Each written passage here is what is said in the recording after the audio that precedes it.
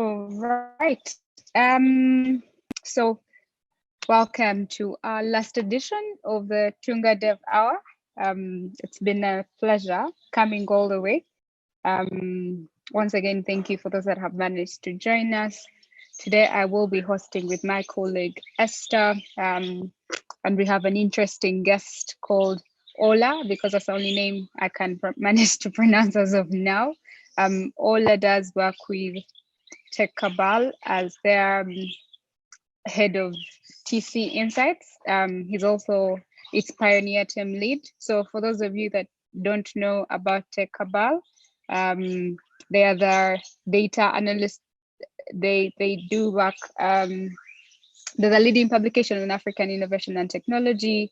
And the unit that he oversees helps big tech development organizations and other stakeholders answer specific questions about African growing technology industry. I will share a link to some of the reports that he's published. I've had a chance to look at them, and they range from fintech, health tech. So that's a bit overview. He has 7 years of experience in Nigeria's digital economy sector, but I wouldn't say specific to Nigeria. His work spans the globe. He's currently studying data visualization at the Parsons School of Design, where he's pursuing a multidisciplinary master's degree that brings together visual design, computer science, statistical analysis, and ethical considerations of data representation. So, yes, that's the essay about him, but I'd rather that he tells us about himself. So, Ola, without stealing more of your shine, please tell us about yourself.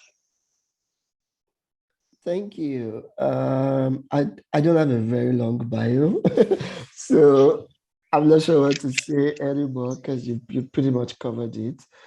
But yeah, I work at TechCabal Insights. TC Insights was short as the team lead, and we're a consultancy and data analytics firm or units basically, and what we do is try to help big tech, like you said, development agencies, even startups, answer certain questions about the African startup landscape or tech landscape, essentially.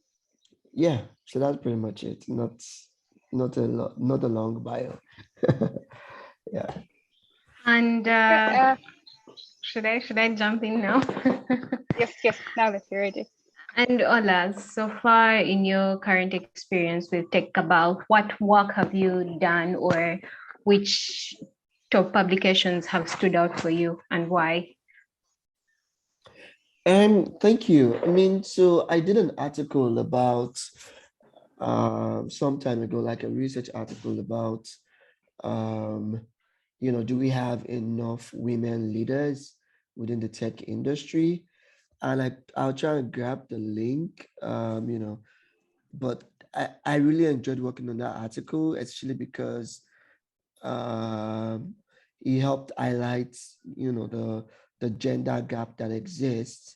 I mean, it's improving already, but it was really great to work on that piece.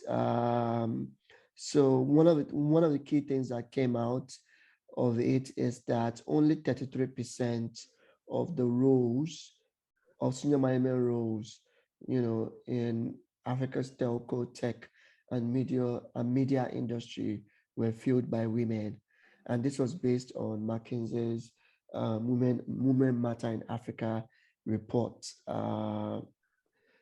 So it was really good to sort of understand the gap and also highlight some of the initiatives that were helping to get women into technology. That's one. The other one was also working on a research article as well, same thing, in partnership with Tech Experts, which is also like a talent company based out of Nigeria that trains young people in software support skills, like they call it. But anyway, this is not an advert for them. Essentially, what we did, what we did with them was look at the talent landscape in Nigeria specifically, look at the history, and how it has progressed over time. And yeah, it was really good to look at, where the industry has been coming from and to make some recommendations based on speaking with experts,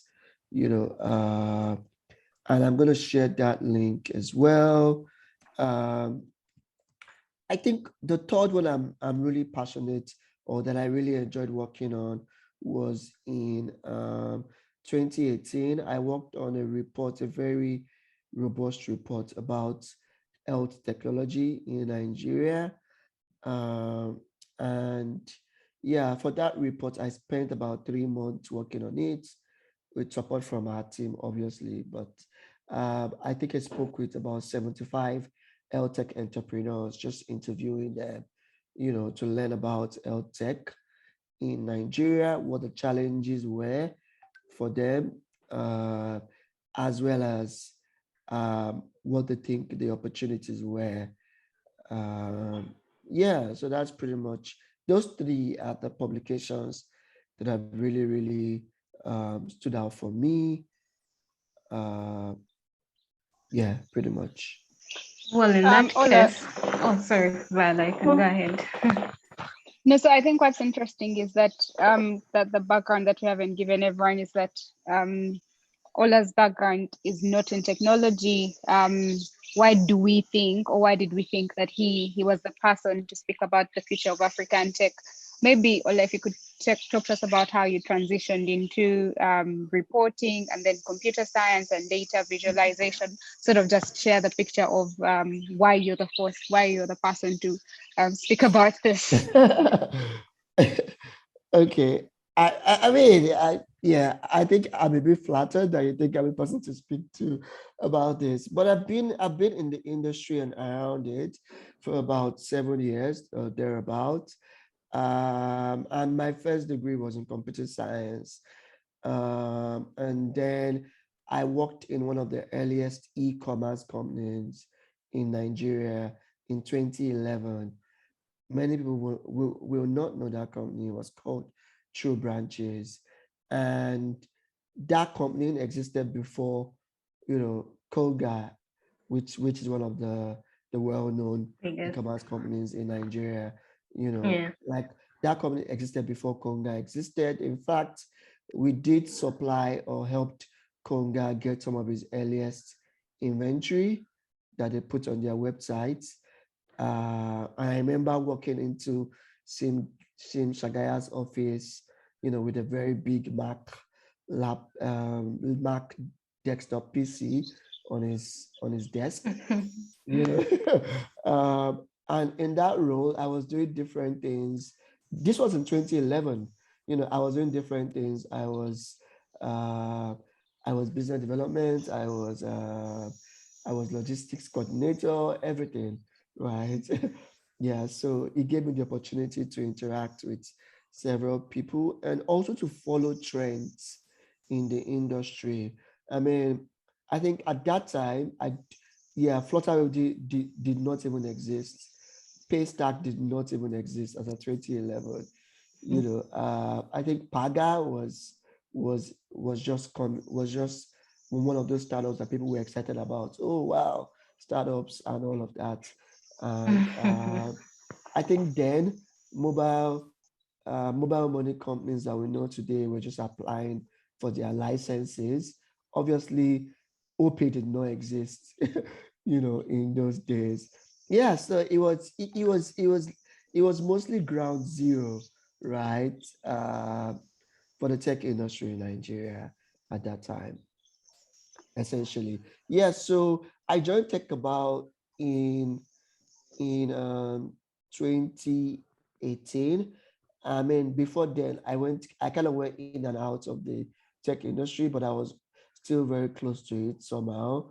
But in 2018, I joined TechCabal as a journalist.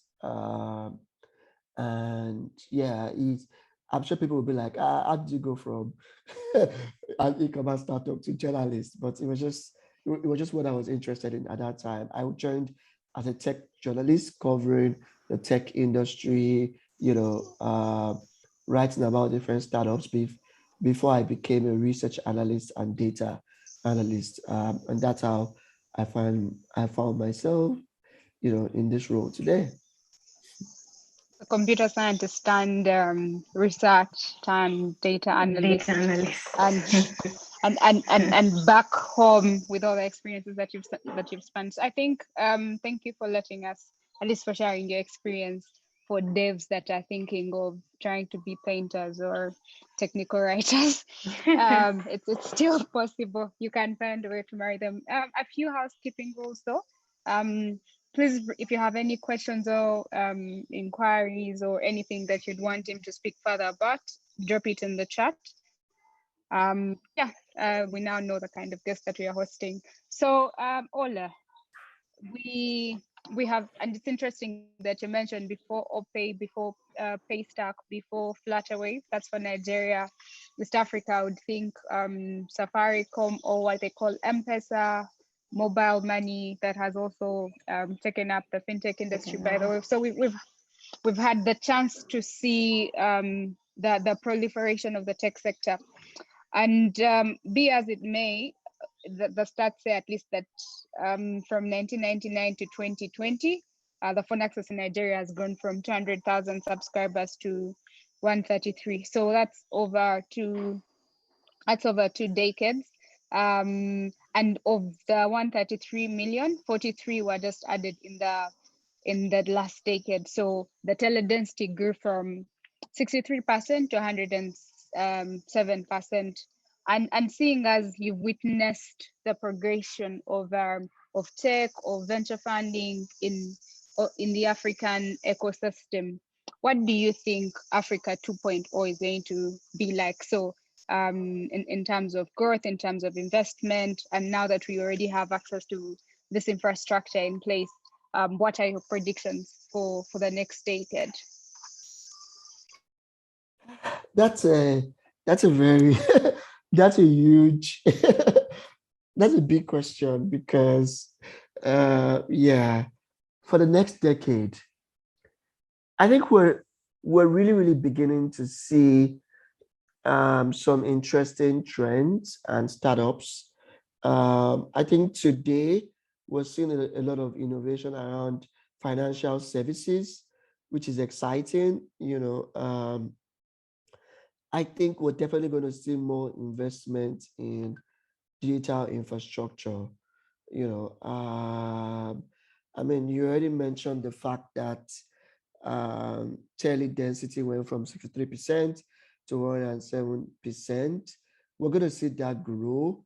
I think people within the industry are already conscious that, in order for us to continue to build the kind of industry that we want, then we definitely need to invest in digital infrastructure. And also there's policy, right? There's digital infrastructure, there's policy, and we're beginning to see startup acts emerge across the continent. So, I mean, Senegal has a startup act. Tunisia has had one of the earliest ones. I'm aware that Kenya is working on one at the moment. And obviously for Nigeria, I'm part of the team that is working on the Nigerian Startup Act. TechCabal is a big part of that process. We're going to see some regulatory action, some regulatory, hopefully it all goes in the right direction for startups. But that is one area where startups are really anxious about, so it's great to see some work going in that regard. But the area where I am really looking forward to is startups in sectors that are not the regular ones. So for example, you have 54 Gene in Nigeria, that is working on how do we build a database of African DNA to aid research. I think I might have understated what they're doing, but that's really, really exciting because it started off as a global company, and they're really, really doing research into, African genome in research, and looking at how that will inform the next generation of drugs. I don't have the numbers right now, but it turns out that, exactly. I think I'm looking at it now. So nearly 90% of genetic materials used in developing drugs and all of those, are Caucasian, right? So 90% of genetic material used in pharmaceutical research are Caucasian, 2% is African.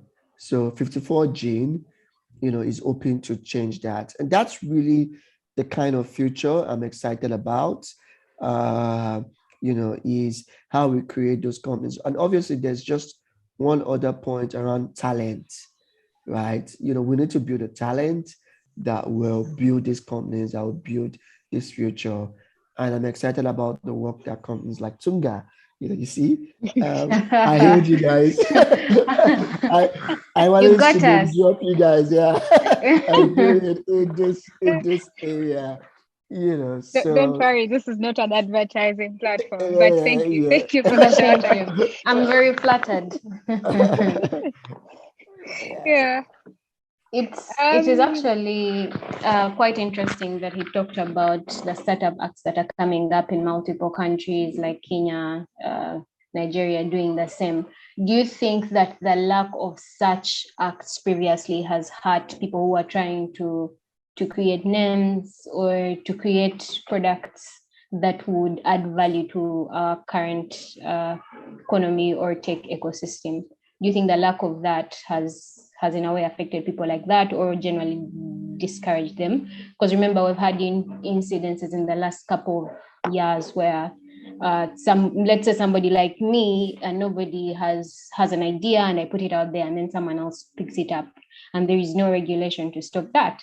So how do you think that the lack of such has affected creative, brilliant young minds like mine? Yeah, I think it definitely has, because one of the things that investors look at when they want to invest in a country in an environment is, what does the regulatory framework look like? And if they realize that it's typically random, you know, then they will hold back their wallets, from investing in that particular country.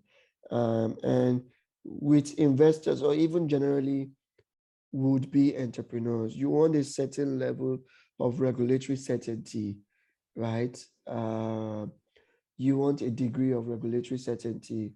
And that is one thing that these startups act are supposed to do, So to answer your question, definitely, where you have random government policies, or where it seems that, government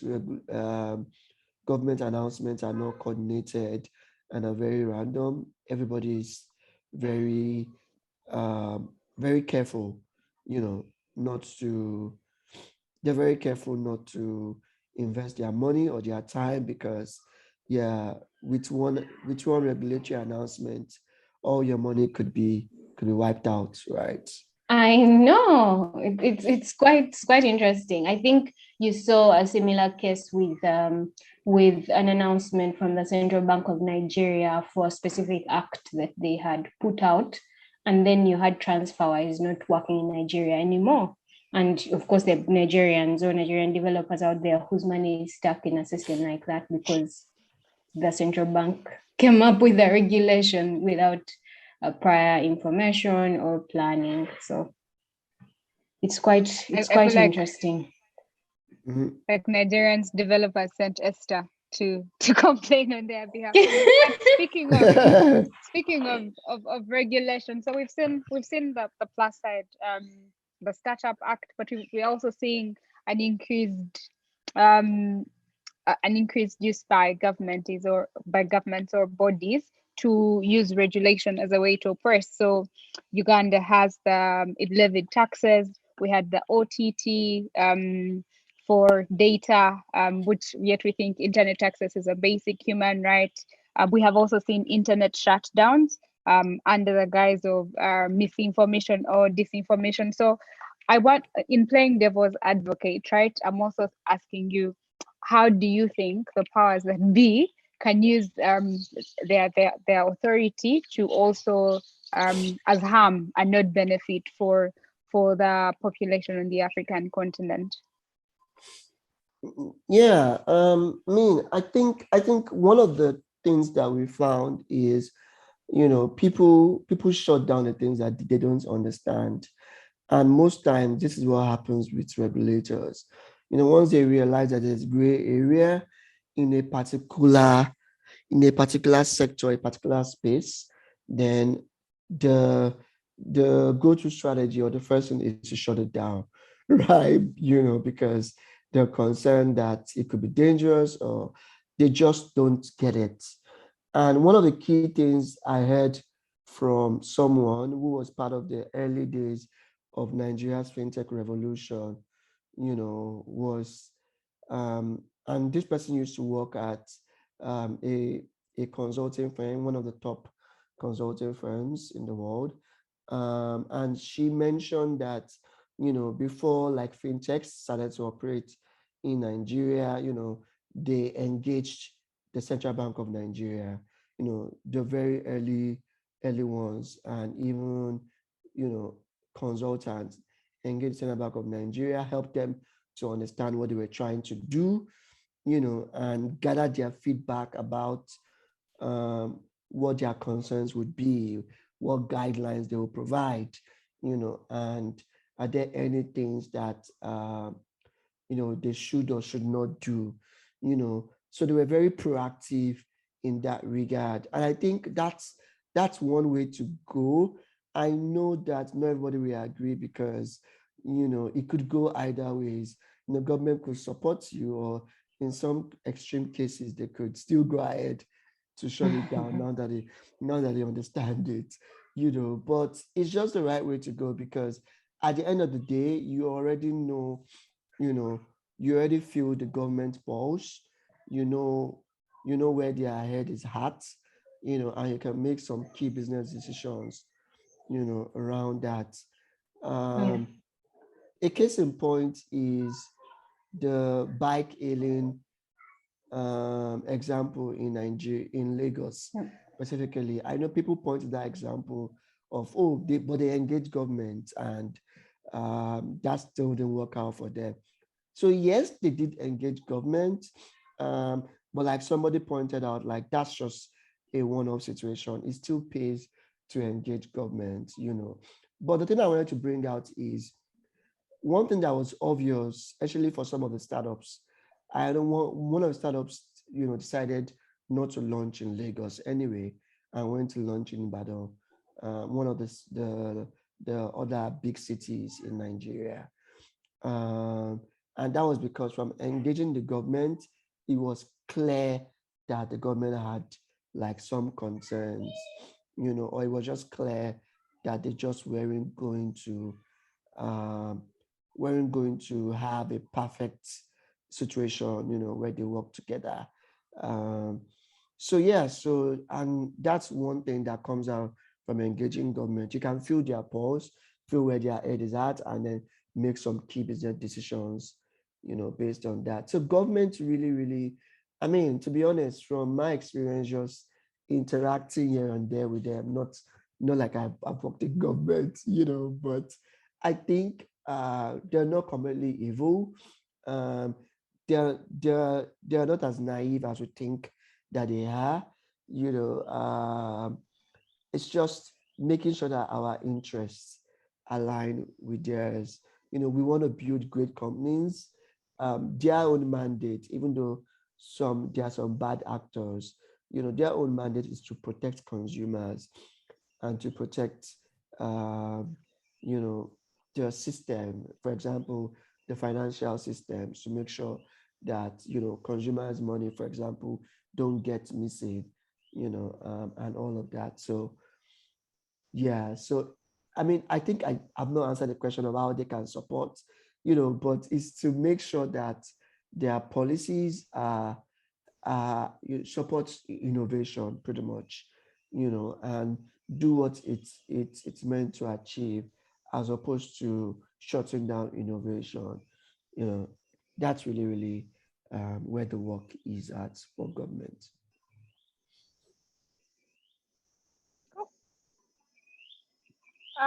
So they're not the enemy.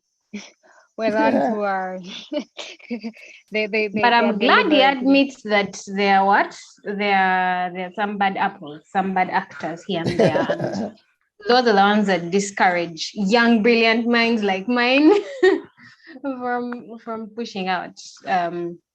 So in that case, I think it's quite interesting that you talked about working or having conversations with some of the biggest brains or people who have worked in some of the biggest tech firms in the world. Now we're thinking Google and the like. So you find that companies like that have had tremendous success in their economies and have generally had an increased usage in Africa as well, because now, like Viola previously mentioned, over 43 million people have started their use of have started using phones within the last decade, and usually you find yourself using Google in one or another. But when you get an understanding as somebody who has a background in data and data analytics or data science, even for you, Viola, you find that the policies that they have come up with or the ideas that they have may be able to work in a typical West African in a typical Western economy, but when the same is brought to Africa, then there are challenges. What role do you think data and data science and data analytics can play in bridging this gap, such that big firms like this, big tech firms like this, can be able to flourish or succeed better in our African continent? Well, I think data is very, very crucial. And that's one of the things that people find difficult about Africa, is just the lack of data, right? Or the shortage of it. Many of the data points or reports that we find are very dated. There's some there's some there's some numbers that you can't find the recent or updated versions for about Africa. Um, yeah, so that's really, really a challenge. So data is very, very crucial. Actually, keeping it updated and fresh is very crucial for building in Africa. And that's one of the challenges that entrepreneurs face as well. For a country like Nigeria, a simple number like our population size is still very debatable. Like, so the official number that everybody uses is 200 million, but people still debate whether there are 200 million people in Nigeria. You're like, so where are all of them? Jumia, for example, I think, I'm not sure, is it 400,000 customers that they have or something, because you're just wondering, you say you have 200 million Nigerians, where are all these people, right? So it's still a number that is very debatable, and that then brings you to the fact that, how do people build if they aren't sure about a number as simple as population size, for example. So that's really, really one of those things. So data is very, very, very crucial. Very, very crucial. So in that case, as for example, somebody in the audience may want to innovate or go along the lines that are with regards, because you said the challenge with that is that there is no data. How do you think we can support them to be able to achieve that? As somebody who did research, and I also realized that most of the situations, or when you're looking at literature review, you will find that there is not much information for you to go on that's typical to an African situation, even if it is something as basic as, let's say, the usage of septic tanks. And it's quite interesting that you mentioned that there is lack of data thereof. And I guess that's a call for us to actually work towards creating a space or creating information or working towards carrying out the same. Yeah. But also, Yeah. Okay. there is the bubble about how everyone is drilling about Africa having the youngest population. So also for me and as a researcher, it's how do we separate, how do we oversell the facts? So how can data be misleading, especially for the continent, from a research perspective, an information perspective? Yeah, absolutely. I mean, I think we have no. So the point about having the youngest population is very true. That one is, you can easily prove that one. I mean, the birth rate is quite high, So yeah, so we do have the youngest population. I mean, it can be misleading because you're then looking at things like, skills, are they skilled? So you have a young population, but are they skilled? Because again, what's the point of a young population that is not skilled, right? And that's where the opportunity lies for talent companies like Tunga and the rest, is you have a youth population, and there's an opportunity to upskill them. There's an opportunity for them to gain new skills. And I think that is one of the things that people have started to point out, that talent is really, really the competitive advantage for Yeah. Africa, because you have so many young people, and once you add skills to that, then you've created magic. And we've begun to see some of that already. We've seen, young people migrating to different countries. We've seen developers from Nigeria moving to Germany and the rest, and we've seen, talent companies begin to outsource, or match young Africans with companies that need them, developers with companies who need them.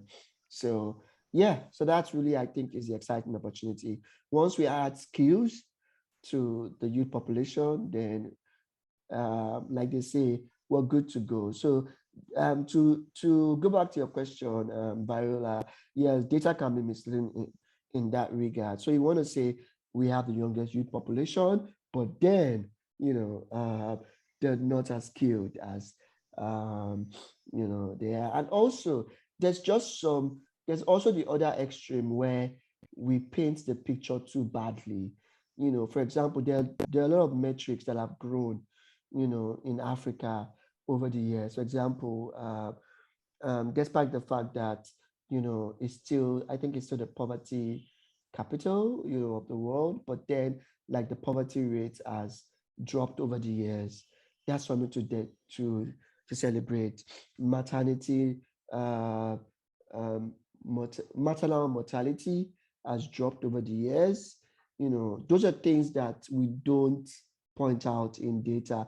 And I think it was Rosling, who wrote a whole book about this. I forget the title of the book, but yeah, where he pointed out the fact that the media uh, tends to exaggerate or focus more on uh, negative data. Yeah, factfulness. That's the name of the book. Right about we tend to focus more on negative data, whereas there's so much good news around us that we don't we don't celebrate. Yeah. For example, Africa is the mobile money capital of the world. You know, But we're struggling. We're struggling that the prices are crazy. we celebrate that it is the capital of the world, but banks and mobile money companies are levying such heavy taxes. But then again, it comes back down to regulation, because government is also levying significant taxes on the same. So then it discourages the promotion of that.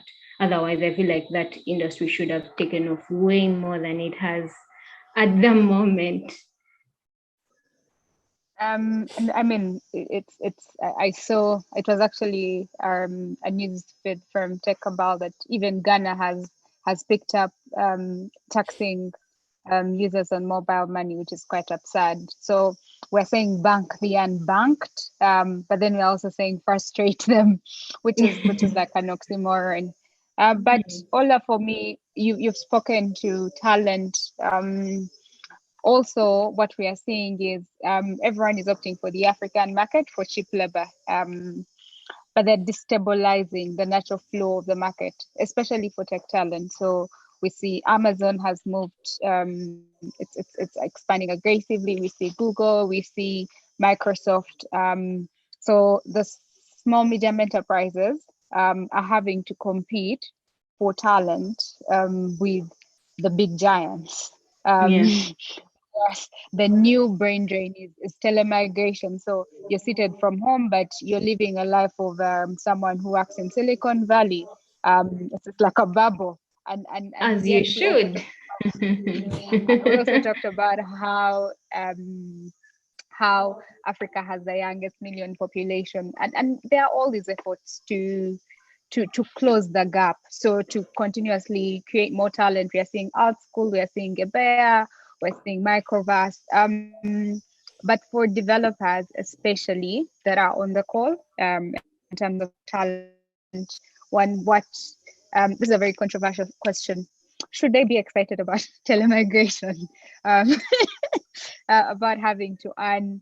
Is there a way, and in what way do you think they can also support, so give back, to at least bridge the gap of talent and growing talent? Yeah. Yeah, I mean, this is a topic I feel very strongly about.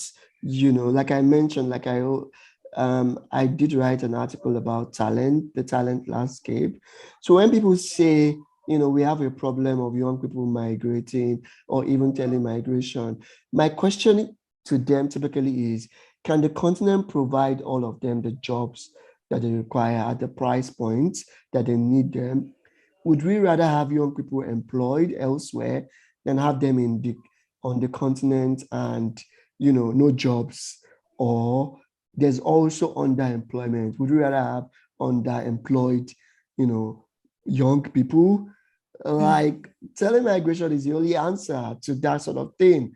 What we need to do is to train developers faster than we're losing them, right? What we need to do is to have companies be deliberate about boiling the ocean, as one Nigerian developer described it a very long time ago. If you read the article I wrote, it talked about the fact that there are very few developers, and this problem has always remained. Like there's always been few developers, for so many jobs, so we've never really solved this problem. I mean, we've seen more developers, but it feels like as we're training more people, the demand is increasing, for. Do you think we may ever have an influx of too many? Or too Yes, many? yes. That's a good question. Um, I mean, I don't think so. I really don't think so. I mean, not in the short run or not in the next 5 years, because we're seeing people building companies like, you know, we're seeing activity in the tech industry, very, very quickly. We're seeing big tech companies expanding really fast and requiring more developers. We're seeing more countries that were not looking to Africa for talent look to Africa for talent now.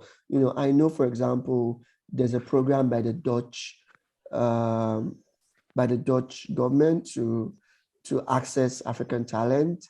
Many of them used to be concerned about it, you know, um, because they just didn't understand how to access them, or were concerned, but now, they're beginning to become deliberate. So I don't think in the next 5 years we're going to see, or in the short to mid-term, we're going to see that influx happen. Yeah, I doubt it. I really doubt it, because for that to happen, we would assume that demand is not growing, whereas Yeah. demand is growing Yeah. at an accelerating stage or rates. I mean, what might be different is the type of skills required might be different. So you might have people looking for developers in metaverse, VR, and all of that, So, And then we have to catch up as a continent to pick up exactly, the same. Yeah. exactly, So yeah. someone was actually asking if we are willing to train VR developers, that they have lots of money, because virtual reality is the new future, or in this case, augmented reality, which for me then begs the question. I'm gonna ask this to everyone in terms of I would want to use flat Earth, but because of the information age, it feels like technologies are no longer limited just to the western side of the world, right? So we see with the pandemic, virtual learning became a thing from all preschool to university. Everyone is thinking what's going to happen in the metaverse. As a continent, are we ready? Are we ready for the rapid escalation and growth of technology? Are we going to benefit from it, or are we going to be left behind? Viola, I think you and I know the answer to that question. Are we ready? We're not ready. We're not ready. Because there are a lot of things that need to happen from a background perspective. It's not just, getting the talent or having the talent.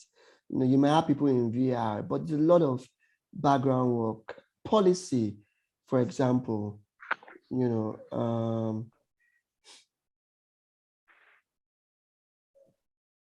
policy, for example, needs to be in place. Data privacy concerns, and these are some of the conversations that are already happening elsewhere. You see people fighting, Facebook and Mark Zuckerberg for privacy concerns, or holding him responsible for, how people are acting on his platform, right? So these are conversations that we need to have at the basic level, is things around policy, around, and once we have all of those, we need to build the infrastructure. I mean, 2G is still the most prevalent kind of internet infrastructure that we have, in Africa. I'll tell you what, something that is very interesting. When telecoms companies in some African countries say they have a particular technology, they're most likely not saying the truth. They have something lower that they've couched as that other thing. So you might see a telco say we have 4G, whereas what they really have is 3G plus. you know, right? So, No, no, but already we're saying that 5G is coming with the chip or the mark of the devil on the African continent. I can't yeah, forget the conspiracies with 5G and COVID. I have not exactly. forgotten. Exactly. There's really still some education that needs to happen. Just, yeah, so we're not ready. We're really not ready. And the concern is always the fact that these things will now catch us by surprise. You know, I mean, they're still going to, the truth is, the world is not going to wait for us, right? They're still Yeah. going to introduce these technologies to the continent. Like, for example, we already have VR headsets in Africa. We have people using them already. We have innovators that are ready to apply them, Yeah. and I don't know. I guess we have to wait for policy and regulators to catch up, as that's what typically happens, you know. Yeah, Mifa is asking if we can catch up. Absolutely. If we're deliberate, I mean, nothing is impossible. If we're deliberate about catching up, right? Yeah. If we're very, very, I know there are people doing some work. There's Imisi 3D in Nigeria. Judith has been working at this for a very, very long time, building solutions around VR, around the metaverse, but also she's also been trying to engage regulators, and policymakers. And that's really, really where the work is. Innovators are ready. Actually, maybe I should change my statement. Innovators Yeah. are ready. That's the innovators are ready for the metaverse. I'm sure once you say, this is possible, or once you open the floodgates, innovators will start building. They're already building, but again, are regulators ready? Are policymakers ready? Are infrastructure providers ready? That infrastructure is a very important conversation, because we're already struggling with Zoom, for example. Like, how would you how would you um how would you like communicate with somebody over a hologram, if you can't even have a proper Zoom call, so A that's really, decent really internet in connection. consideration. Exactly.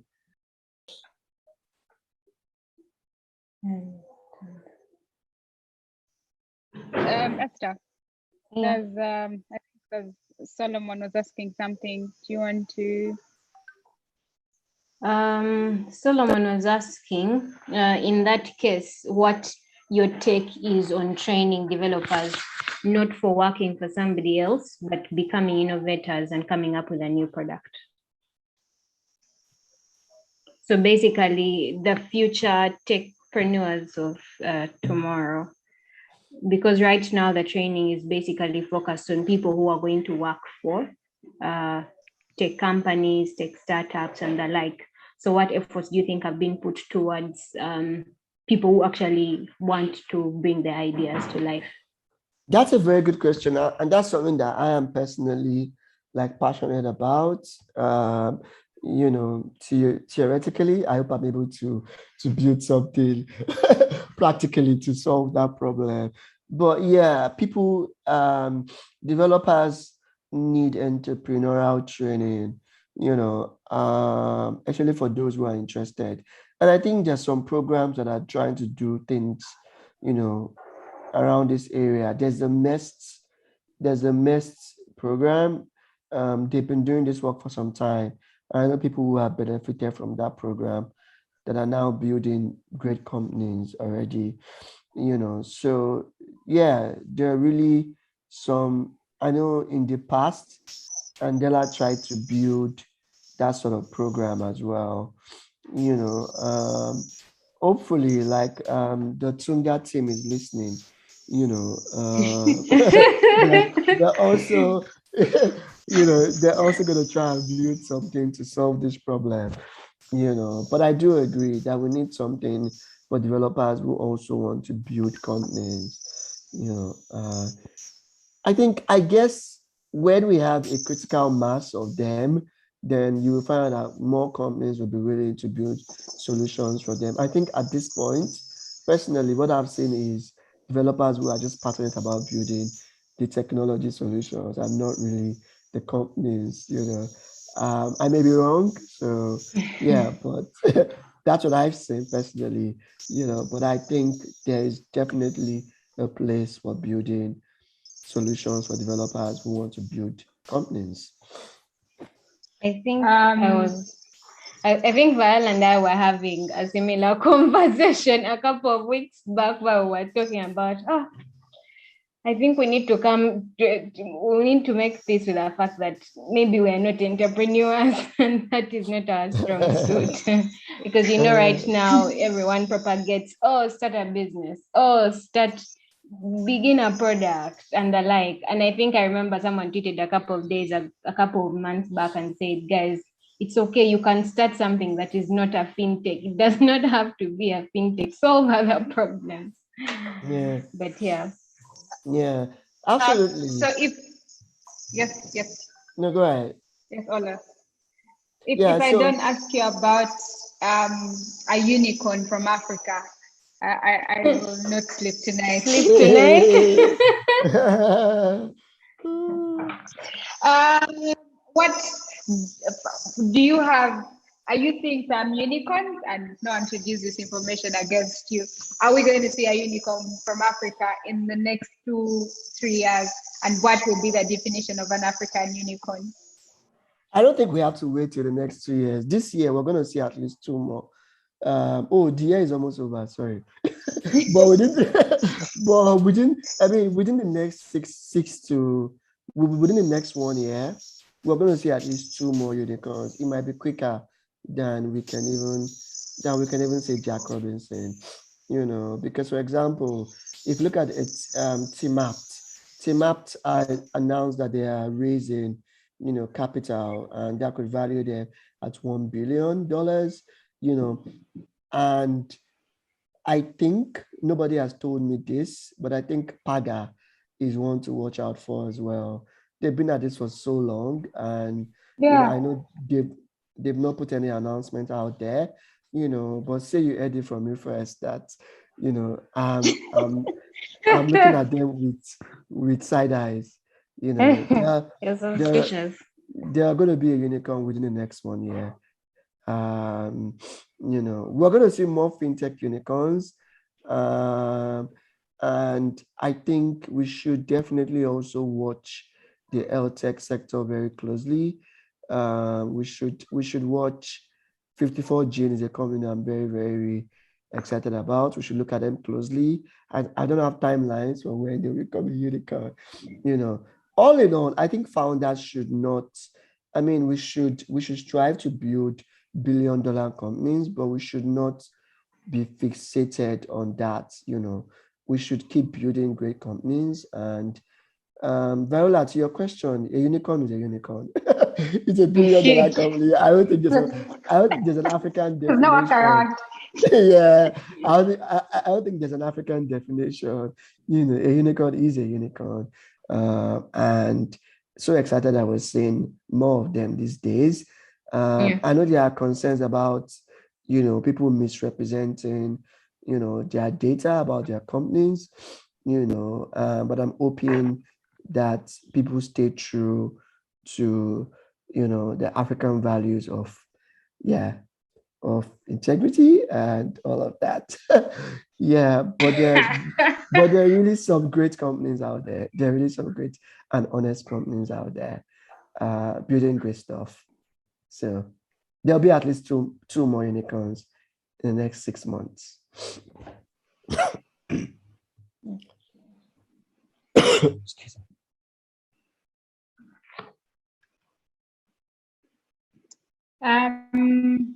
So I think I could get caught up in this conversation selfishly for my own, but also from the direction where it was headed. And we'll have more questions coming in from the audience. But we have gotten to the top of the Dev Hour, very insightful conversation. So for the questions that haven't yet been responded, we will be able to send them over to you, and we can always pick them from the Slack workspace. So overall, the future of Africa and tech, what would your parting shots be for the people that attended? I think we're just starting. I think it's an exciting time to build an African startup. Somebody asked about how, the industry has developed since COVID. I think a lot of the growth that we're seeing is thanks to the pandemic, actually, because we saw a lot of rise in online payments and migration to online platforms. Yeah, so it's ground zero. This is the best time to start to build. I mean, the best time was yesterday, but the second best time is today, right? More investors are looking for the next unicorn. Someone said something interesting. Actually, in church yesterday, actually talking about an investment summit that had Nigeria's former Minister of Communications, Dr. Omobala Johnson, who is now working with TLCom. And to my surprise, she mentioned that investors were looking for more fintech companies from Africa, that there were just not enough of them. And I was like, say what? We have too many fintech companies, and you're saying there's just not enough of them, So, I mean, I guess what they were saying is they're looking for the next space tag, they're looking for the next flutter wave, they're looking for the next, OP, right? So it's day one, really. You have more investors looking at the continent.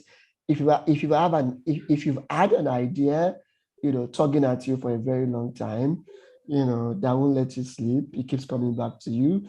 Now is the best time to start to test the idea and build it, So it's exciting times. And once we get, regulation right, and we then move to, and the interesting thing about Startup Act is they're also addressing infrastructure. They're also trying to get the government to invest in infrastructure. So it's sort of like a double, sort of using one stone to kill two birds.